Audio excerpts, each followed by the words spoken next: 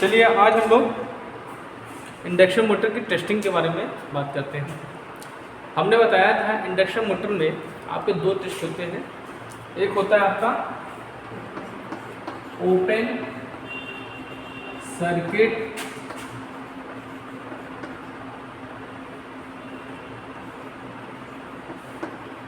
Test, दूसरा होता है block rotor test. Block rotor test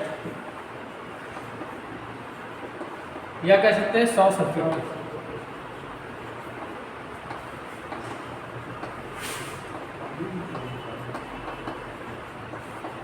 देखिए ये दोनों जो टेस्ट हैं ये ट्रांसफार्मर के दोनों टेस्टों से मिलते हैं।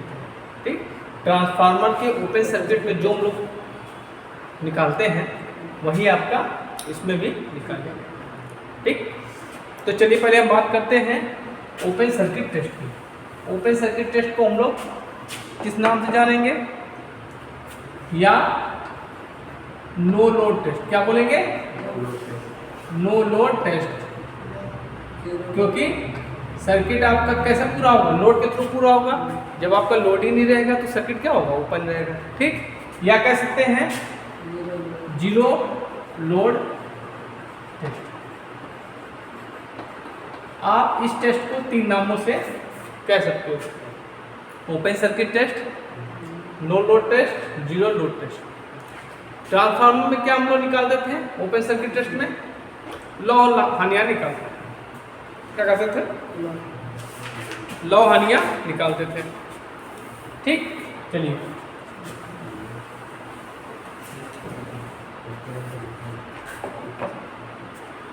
देखिए, जब आपका इंडक्शन मोटर है उस पर लोड नहीं है, ठीक है, जब लोड नहीं है, ठीक, लोड नहीं मतलब करंट की वैल्यू क्या है? जीरो मान लो।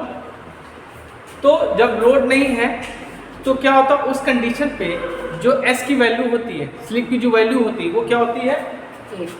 बहुत कम होती है। क्या होती है? बहुत कम होती है। ठीक है, जब लोड नहीं होता है तो स्लिप की वैल्यू क्या होती है? बहुत कम होती है, जिसके कारण सर्किट क्या होता है? ओपन सर्किट की तरह कार्य करता है। समझ में आया इतना? ठीक, अब जब ऐसा होता है तो जब ओपन सर्किट है तो क्या होगा? ये ट्रांसफार्मर के ओपन सर्किट टेस्ट की तरह कार्य करता है। ठीक है, अच्छा, हमने क्या बताया था ओपन सर्किट ट्रांसफार्मर की कैरेक्टरिस्टिक में? ये आपका क्या होता? पाई था। ये आपकी क्या थी? आई नॉट थी। इसके दो कंपोनेंट थे।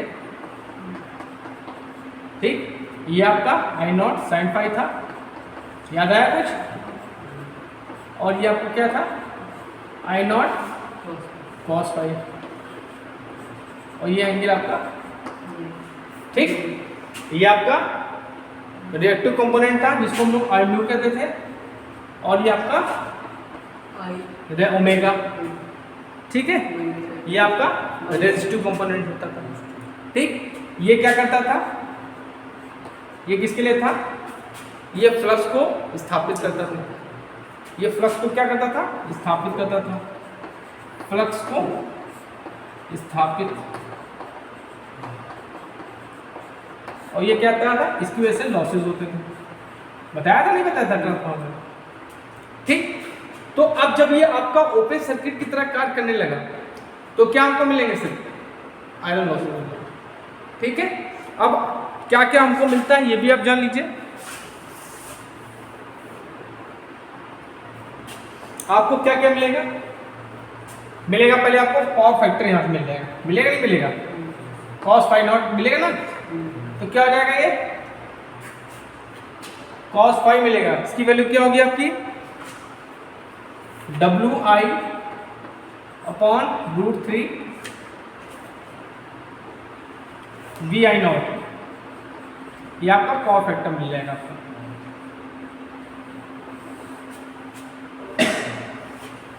ठीक है, क्या बताया था? Real power upon apparent power. याद आया कुछ?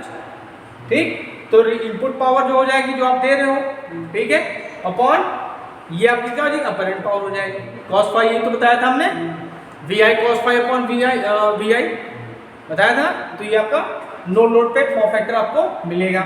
और क्या मिलेगा आपको, अब देखो जब आपको cos मिल गया तो आपको साइन भी, यहाँ पे साइन भी है ना, तो साइन फाई की अगर वैल्यू निकालें तो क्या होता है, ट्रिग्नोमेट्री में तुम लोगों ने पढ़ा है under root 1 minus cos square phi होता है, पढ़ा है सबने फर्स्ट ईयर में।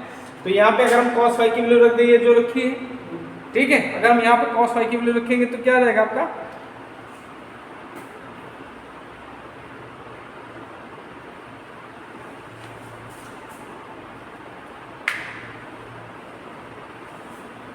ठीक, तो यहाँ से रखेंगे तो ये आपकी साइन फाई की वैल्यू आपकी निकल आएगी। अच्छा बेटा ध्यान दो, ये जो आपका क्या है रेजिस्टिव कंपोनेंट है, इसके कारण क्या होगा आपके लॉसेस होंगे, ठीक है। तो अगर इसकी वैल्यू निकाले आई ओमेगा की तो क्या होगी under I naught cos phi, यही तो होगा, यही होगा ना। अगर यहाँ पे हम वैल्यू यहाँ पर रख दे, कॉस फाई की वैल्यू जो है इसको यहाँ पर रख दो, ठीक है, तो क्या आ जाएगा आपका, अगर यहाँ पे वैल्यू रख दो, यहाँ तक आ रहा है, ठीक, तो चलो यहाँ तो नीचे आ रहा है, तो यहाँ पर कहते हैं ये आपका आई ओमेगा हो जाएगा, ये आई नॉट, और cos फाई की वैल्यू क्या है V I upon root 3 V I naught, ये कैंसिल हो गया, तो क्या आ गया आपका V I upon W I upon root 3, ये आपका क्या हो गया, ये आपका रेजिस्टिव कंपोनेंट हो गया, ठीक। अगर हम इसी तरह मैग्नेटिक कंपोनेंट निकालें, मैग्नेटिक कंपोनेंट क्या है आपका, ये है ना, तो इसको हमने क्या बताया था आई म्यू से रिप्रेजेंट करेंगे, तो आई म्यू इक्वल टू क्या होगा आई नॉट साइन फाई, ठीक, तो यहाँ पे वैल्यू निकालोगे आई साइन फाई की तो क्या हो जाएगा, इसको क्या लिख सकते हैं I naught into root 3 time of cos square phi, लिख सकते हो ना। अब इसको सॉल्व करके निकाल लेना तुम लोग, ठीक है, यहाँ पे cos फाई की वैल्यू रखो, सॉल्व करो, जो आएगा वो आंसर हो जाएगा, ठीक, नहीं होगा तो बता देंगे, ठीक है। अच्छा अब देखो ये जो आई नॉट है ये क्या है, इसके दो कंपोनेंट है, एक रेजिस्टिव कंपोनेंट और आपका एक मैग्नेटाइजिंग कंपोनेंट। तो अगर हम इसकी वैल्यू निकालेंगे तो क्या हो जाएगा आई नॉट की, ये हो जाएगी रूट 3 टाइम्स रूट और mu square upon I omega square, ये आपका क्या हो गया आई नॉट की वैल्यू हो गई, ठीक है।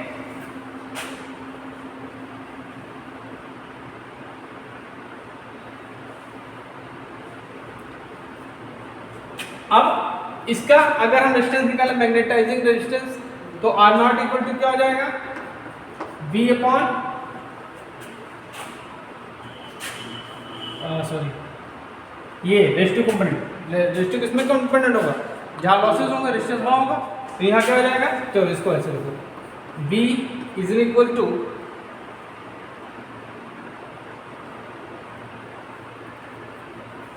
V इज इक्वल टू क्या होगा I omega into R naught, ठीक। तो अगर हम यहाँ से आर नॉट की वैल्यू निकालेंगे तो क्या हो जाएगा V अपॉन आई ओमेगा हो जाएगा, ठीक।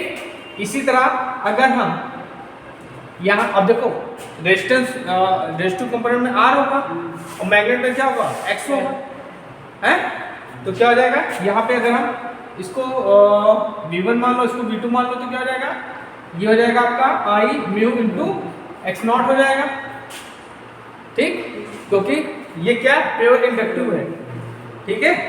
नींद आ रही क्या, समझ सकते हैं, जो हमको नींद आ सकती है उनको नहीं आ सकती। यहाँ से निकालेंगे तो एक्स नॉट की वैल्यू क्या आ जाएगी आपकी V2 अपॉन आई म्यू, ठीक है। V2 V1 V2 ना करो V रखो सिर्फ, ठीक है। तो इतनी चीजें आपको ओपन सर्किट के ट्रांसफॉर्म इंडक्शन मोटर के ओपन सर्किट से मिलेंगी कुछ चीजें, ठीक है, समझ गए, ओके। और इसमें जो पावर क्या होगी, और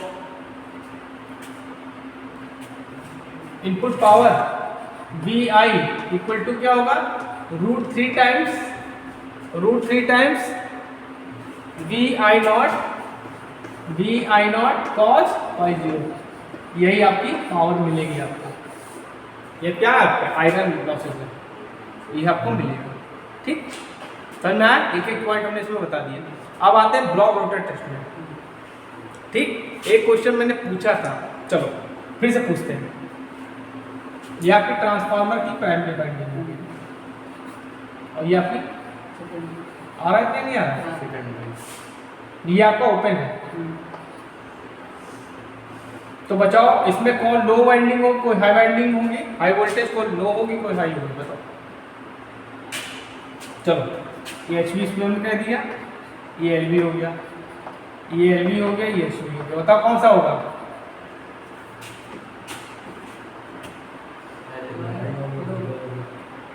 ये हाई होगी, ये हाई होगी, ये वाली हाई। सो रहे थे क्या? देखो यहाँ पे सर्किट ओपन है आपका, तो वोल्टेज की वैल्यू ज्यादा होगी, तो वोल्टेज की वैल्यू ज्यादा होगी तो क्या होगा? हाई होगी, इसमें टर्न्स क्या होंगे? ज्यादा होंगे, और ये लो वाइंडिंग है। और शॉर्ट सर्किट में क्या हो जाएगा? ये हाई हो जाएगा, ये लो हो जाएगा। समझ आया ना? क्लियर है? मतलब बच्चों को हमारा कॉन्सेप्ट क्लियर है। चलो अब आते हैं block rotor test. Block rotor test transformer के शॉर्ट सर्किट टेस्ट की तरह होता है, बस उसमें क्या था? उसमें क्या था कि आपकी सेकेंडरी वाइंडिंग क्या होती है? स्टेबल, और उसमें क्या होता है? वाइंडिंग होती थी, यहाँ पे क्या है? रोटर है।